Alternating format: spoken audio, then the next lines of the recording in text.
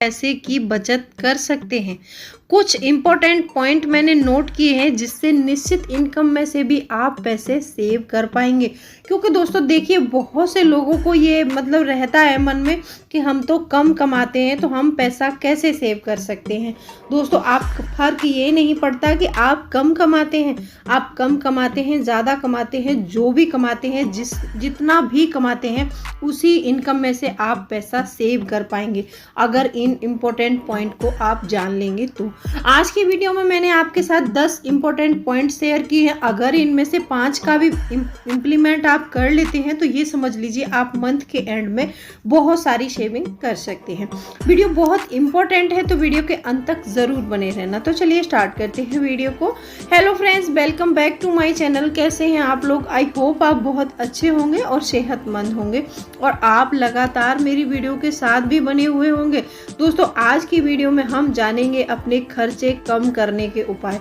जो हमारे मंथ में जो एक्स्ट्रा खर्चे होते हैं उनको हम कैसे कम कर सकते हैं और कैसे अपने जो पैसा हमारा खर्च हो रहा है उसको कंट्रोल कर सकते हैं। अगर इन इम्पोर्टेंट पॉइंट को हम ध्यान से सुनेंगे तो हम जरूर कर सकते हैं। तो वीडियो बहुत इंपॉर्टेंट है तो वीडियो के अंत तक जरूर बने रहना। और वीडियो स्टार्ट होने से पहले आपसे एक नम्र निवेदन है, अभी तक आपने चैनल को सब्सक्राइब नहीं किया है तो प्लीज़ सब्सक्राइब कर लीजिए अपने इस चैनल को और बेल आइकन को भी जरूर प्रेस कर दीजिएगा ताकि ऐसी इंटरेस्टिंग वीडियो की नोटिफिकेशन आपको मिलते रहे। तो चलिए स्टार्ट करते हैं वीडियो को। सबसे पहला पॉइंट है कि ज़रूरत और चाहतों में फ़र्क समझे। हम क्या करते हैं, जैसे ही हमारी सैलरी आती है तो हमारी जो मतलब ज़रूरतें होती हैं उनके बारे में नहीं सोचते हैं। हम पहले जो चाहते हैं, हम जो हमारी मतलब चाहते हैं, हमें जैसे चाहत होती है ना हर किसी को कि जैसे हम पैसे कमाने लगे हैं तो हमें लगता है कि ब्रांडेड शूज़ पहन लें, अच्छे अच्छे कपड़े लें, अच्छी घड़ियों का कलेक्शन लें। दोस्तों ये हमारी ज़रूरत बिल्कुल नहीं है। अगर हमारे पास एक अच्छी घड़ी नहीं होगी, अगर थोड़ी सस्ती भी होगी तो भी हमारा काम चल सकता है। अगर हमारे पास खाने के लिए आटा चावल दाल नहीं होगा तो हमारा काम नहीं चलेगा।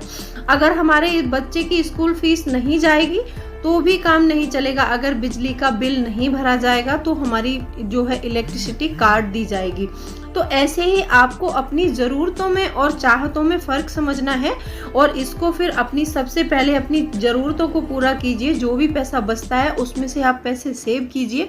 फिर जब आपकी सेविंग हो जाए उसके बाद भी आपके पास पैसा बचता है तो आप अपना जो है चाहते पूरी कर सकते हैं। इसके लिए आपको मैंने बताया है 50-30-20 रूल अपना सकते हैं। इसको करके भी पैसा बचाया जा सकता है। नंबर 2 है क्रेडिट कार्ड से दूरी बना के रखें।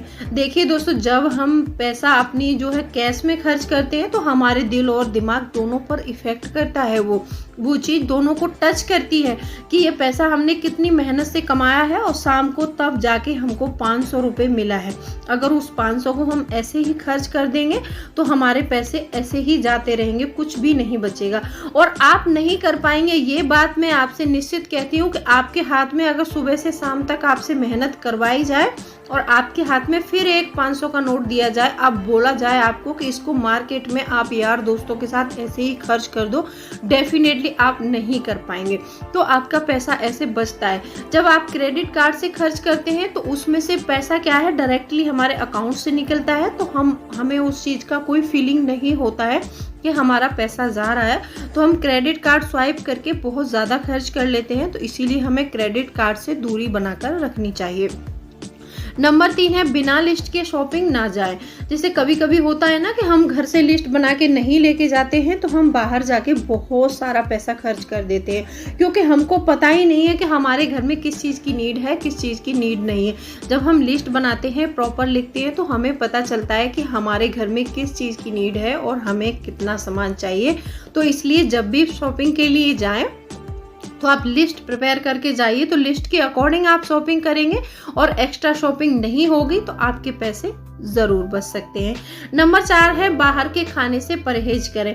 जब भी आप जैसे किसी ऑफिस में काम करते हैं तो वहाँ पर जाके आपको पता है कि हमारा लंच हमें करना है तो आप लंच घर से कैरी करके जाइए। अगर आप ऑफिस के कैंटीन में लंच करते हैं तो मान लीजिए 100 रुपये पर डे होगा तो भी आपका महीने का 3000 रुपये हो गया वो। और आप जब घर से लंच कैरी करेंगे तो वो 3,000 आप आसानी से बचा पाएंगे। और कभी कभी ऐसा होता है कि हमारा लंच का टाइम है और हमें लंच करना है, तो कभी कभी कुछ लोग क्या करते हैं, लंच करने से पहले एक 20 रुपए की चाय ऑर्डर कर ली। तो चाय की हमें कोई ज़रूरत नहीं है, हमारा लंच का टाइम है तो हम लंच ही खाएंगे, और हमारे पास खाना है तो हमें चाय ऑर्डर करने की कोई ज़रूरत नहीं। अगर आप पर डे ऐसे करते हैं तो समझ लीजिए कि मंथ में आपके 600 रुपये इसी में चले जाएंगे। तो आपको ऐसा बिल्कुल नहीं करना है। नंबर 5 है दिखावा करने से बचे। बहुत से लोग ऐसे होते हैं कि जैसे ही कमाना शुरू किया तो फिर वो बाहर वालों को दिखाने की कोशिश करते हैं, अरे हम तो बहुत कमाने लगे हैं। तो वो क्या करते हैं, सबसे पहले सेविंग के बारे में नहीं सोचते, वो अपने स्टैंडर्ड को बदलने के बारे में सोचते हैं। वो अच्छे अच्छे कपड़े पहनेंगे, अच्छे अच्छे जूते पहनेंगे और बाहर वालों को दिखाने की कोशिश करेंगे कि हमारे पास बहुत पैसा है। आपके अकाउंट में पैसा है, आपको पता है, तो बाहर वालों को नहीं पता है कि इनके अकाउंट में पैसा है। जब हम ऐसे बाहर वालों को दिखाने की कोशिश करते हैं कि हमारे पास बहुत पैसा है, तो ये समझ लीजिए कि पैसा हमारे अकाउंट से गायब हो जाता है। लेकिन बाहर वालों को पता चलता है कि इनके पास पैसा है, लेकिन पैसा अकाउंट से गायब हो जाता है। तो हम दिखावे वाले अमीर नहीं बनना है, हमें प्योर अमीर बनना है। तो कभी भी दिखावा करने की कोशिश ना करें, इस दिखावे से खुद को और अपने परिवार को बचा कर रखें, क्योंकि एक दिखावा ऐसी चीज़ है, जब हम दिखावा करते हैं तो हमारा पैसा ऐसे उड़ जाता है और हमको पता ही नहीं चलता है।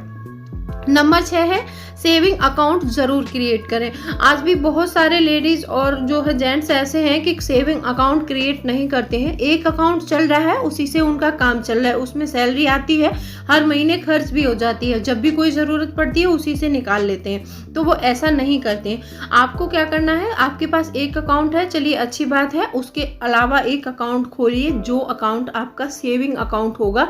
आप कोई भी ना, उस अकाउंट को आप कोई भी नाम दे सकते हैं। जैसे मान लीजिए आपका इमरजेंसी अकाउंट हो सकता है, आप कोई भी नाम देके एक अकाउंट खोल दीजिए। आपकी जितनी भी सैलरी आती है उसमें से एक जो है हिस्सा अपना बचाकर उस अकाउंट में डाल दीजिए, और ये सोचिए कि हमें सिर्फ, आपको जैसे 10,000 सैलरी मिलती है तो 2,000 रुपये आप उसमें डाल दीजिए।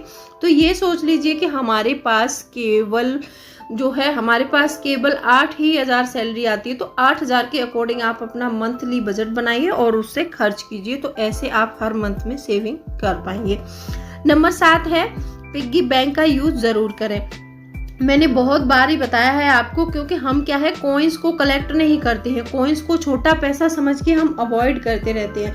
तो आप उसके लिए एक पिग्गी बैंक रख सकते हैं, आप एक ज्वेलरी पर्स रख सकते हैं, कुछ भी रख सकते हैं। आपके ऑफिस से आते समय या फिर मार्केट से आ रहे हैं, आपके पास जो भी छोटे पैसे बचते हैं आप वो उसमें डालते रहिए। अगर आप ये चीज़ 15 दिन करेंगे तो 15 दिन के बाद ना आपको हैबिट हो जाएगी। आपके पास जो भी छोटे पैसे बचेंगे तो आप इधर उधर नहीं फेंकेंगे, आप उसको सीधा पिग्गी बैंक में डालेंगे। और जब आप देखेंगे साल के एंड में या फिर महीने के एंड में आपके पास बहुत सारे पैसे इकट्ठे हो चुके होंगे। मैं ये तो नहीं कहती कि आप करोड़पति बन जाओगे, लेकिन आप उन पैसों को गिन नहीं रहे हो, आप बिना गिने हुए उसमें डाल रहे हो। हमें कोई काउंटिंग का उनका पता नहीं। जब हम ऐसे छोटे अमाउंट से बड़ा अमाउंट क्रिएट करते हैं तो हमको बहुत खुशी होती है।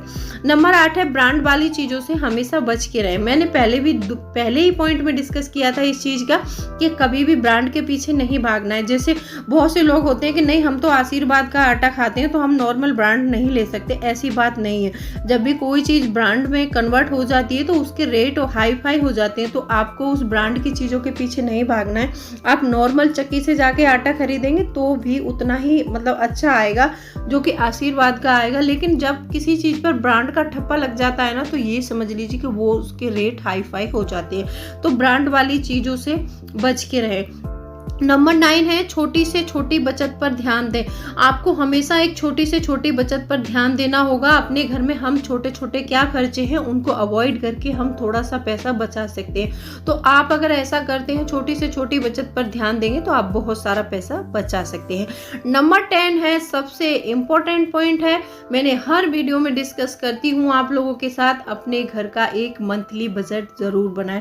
आप जो भी कमाते हैं, जितना भी कमाते हैं, मैंने दूसरे पॉइंट में आपसे डिस्कस की थी ये बात, आपको 50-30-20 का रूल अप्लाई करना है। 50% आपको अपने बेसिक नीड में डालना है, 20% आपको अपनी सेविंग में डालना है और 30% आपको अपने वांट्स पूरे करने के लिए रखना है। अगर आप ऐसे अपना बजट बना लेते हैं तो ये समझ लीजिए आप लाइफ में बहुत कुछ कर सकते हैं और बहुत सारा पैसा इकट्ठा कर सकते हैं। क्योंकि देखिए दोस्तों, बिना सेविंग के कुछ होता नहीं है। आजकल आपकी छोटी छोटी सेविंग अगर आप उसको अच्छी जगह इन्वेस्ट करते रहेंगे तो वो आपको एक दिन करोड़पति ज़रूर बना सकती है। अच्छा, आज की वीडियो में मैंने आप लोगों के साथ 10 पॉइंट डिस्कस किए, तो कैसी लगी वीडियो कमेंट करके ज़रूर बताना। और इसको अपने फैमिली फ्रेंड्स के साथ शेयर भी कर सकते हैं। वीडियो अच्छी लगी हो तो वीडियो को लाइक, और आपसे फिर से एक नम्र निवेदन है, चैनल को सब्सक्राइब जरूर करके जाना। तो चलिए मिलती हूँ अगले वीडियो में, तब तक के लिए bye bye, thanks for watching. और कोई भी क्वेरी है तो आप मुझे कमेंट करके पूछ सकते हैं। मैं हर किसी के कमेंट का रिप्लाई देने की कोशिश करती हूँ, और कोशिश क्या करती हूँ, मैं हर किसी के कमेंट का रिप्लाई करती हूँ। दोस्तों वीडियो कैसी लगी कमेंट करके बताना मत भूलना। तो चलिए मिलती हूँ अगले वीडियो में, तब तक के लिए bye bye, thanks for watching.